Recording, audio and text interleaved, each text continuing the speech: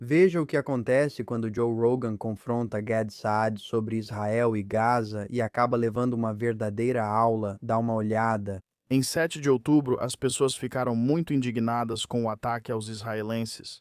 Eles ficaram horrorizados com o que aconteceu. Os vídeos que vimos eram terríveis. Vídeos de pessoas comemorando nas ruas enquanto traziam os cativos israelenses. Mas então, a diferença entre a capacidade dos palestinos em Gaza e a do exército israelense, que é um dos exércitos mais ferozes e capazes do mundo, e a devastação que eles causaram em Gaza, na cidade, só na cidade, onde você vê prédios residenciais, hospitais, tudo completamente destruído. Existe uma diferença total de poder. O que você está dizendo sobre a Síria, eu estou presumindo que é uma guerra civil entre pessoas armadas de forma semelhante, matando umas às outras. Bem, isso é governo contra milícia. Mais certo, mas pessoas igualmente armadas. Isso não ocorre com Gaza e Israel.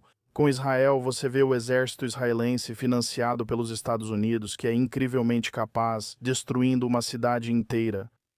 Justo. As imagens são muito fortes, não há dúvida. Mas a realidade dos números também é muito dura, porque nem sabemos quantas pessoas morreram.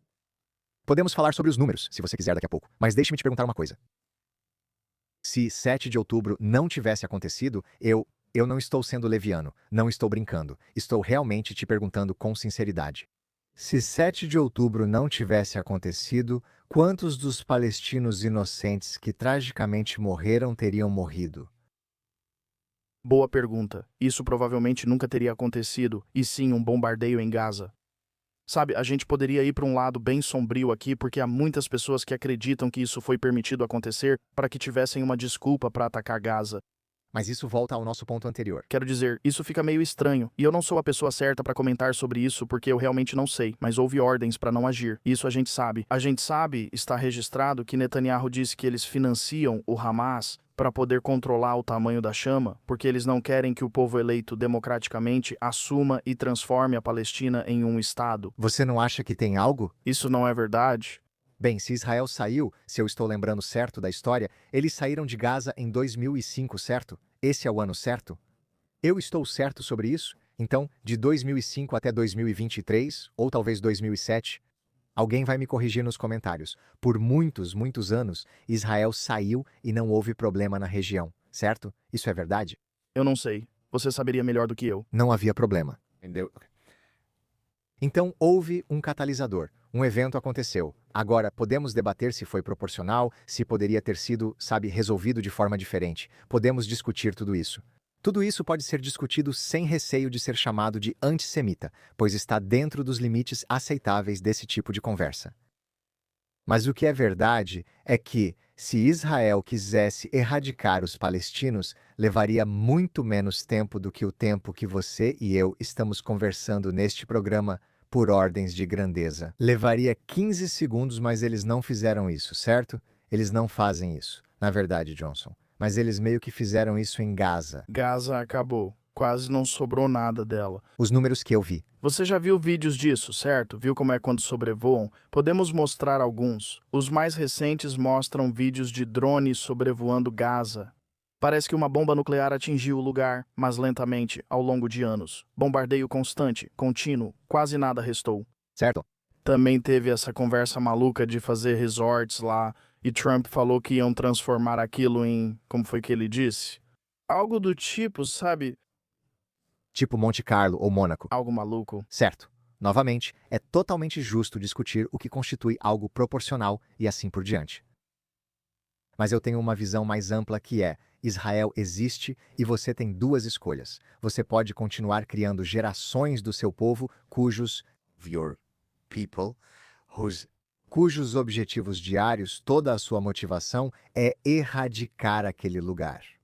Ou você pode admitir que cada pedaço da terra já foi de alguém antes. Isso é point been owned by someone. Isso não é verdade? Quero dizer, a definição de história não é justamente o registro de quem possuía o quê e quando. Agora, Em todo outro conflito que já existiu ao longo de toda a história da humanidade, há um vencedor desse conflito e um perdedor, e as pessoas seguem em frente. Certo? Só me escuta. Eu vivi no Líbano. Eu cresci no Líbano.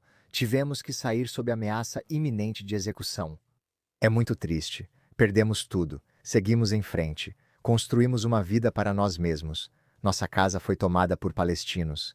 Nunca guardei rancor dos palestinos, segui minha vida. Um dia, fui interessante o bastante para aparecer no programa do Joe Rogan. Minha motivação diária não é sair por aí matando pessoas por coisas que fizeram conosco. E pouquíssimas pessoas passaram pelo que aconteceu conosco, certo? Os judeus foram exterminados no Holocausto. Isso não criou uma interminável lista de terroristas judeus pelo mundo tentando recuperar o que perderam. Em todo o mundo, como aqui no Texas, essas terras pertenciam a outros antes dos Estados Unidos chegarem. Estamos, entre aspas, em terras roubadas, assim como no Canadá. Isso é história. A maioria das pessoas consegue seguir em frente e dizer: olha, a sorte foi para um lado ou para o outro. Vamos dar as mãos e construir um futuro melhor. Você não pode fazer isso se, canonicamente, o Estado judeu não deveria existir. Mas o Hamas não diz em sua carta que todo judeu, em qualquer lugar, eles vão encontrar e pegar? Então faz sentido que eles sejam os líderes daquela região? Não teria sido muito melhor para eles treinarem seus filhos para se tornarem neurocientistas, podcasters, classicistas e médicos? Mas não foi isso que eles escolheram fazer repetidamente por quase 80 anos, no momento em que eles entenderem isso e eles disserem: sabe de uma coisa, vocês ficam com essa parte, nós ficamos com essa parte. Vamos apertar as mãos e ser uma família só. O problema vai desaparecer. Então eu concordo com você. As imagens são realmente chocantes, não é? Eu também sou um cara muito empático e amoroso, mas também conheço a realidade, que é: nunca ouvi judeus dizendo: vamos matar todos os muçulmanos. Eu sempre ouço o contrário. Judeus são uma afronta existencial ao Islã. Maomé, em seu leito de morte, disse: prometam-me que vocês vão livrar a Arábia dos cristãos, mas na verdade dos judeus. Então, como poderia haver coexistência entre dois povos quando um deles quer erradicar o outro? Uma salva de palmas para Gad Saad aqui. Ele está dando uma aula para Rogan sobre o que realmente está acontecendo entre Israel e Gaza. Repetidamente, Rogan continua dizendo: bem, olhe os vídeos, olhe a destruição em Gaza. Esse é o único argumento que ele apresenta. E Gad Saad está tentando explicar para ele: você tem essas pessoas que estão totalmente determinadas a te atacar, quase como homens-bomba. E então eles são destruídos. E então eles se perguntam por quê. É como se você tivesse se colocado nesse caminho de, sabe, basicamente um jihadistic ataque sem fim contra Israel. Você vai continuar nesse buraco que você mesmo criou.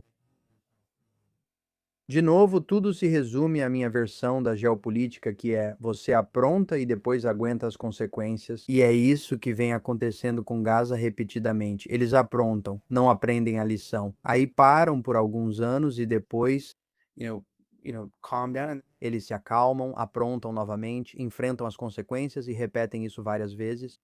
E se eles simplesmente aprendessem a talvez parar de fazer isso, então poderíamos ter paz. Então nós teríamos genuine talk. Poderíamos ter conversas genuínas para integrá-los à sociedade israelense. E assim como Gad Saad apontou neste vídeo, ele fez uma pergunta muito simples para Joe Rogan.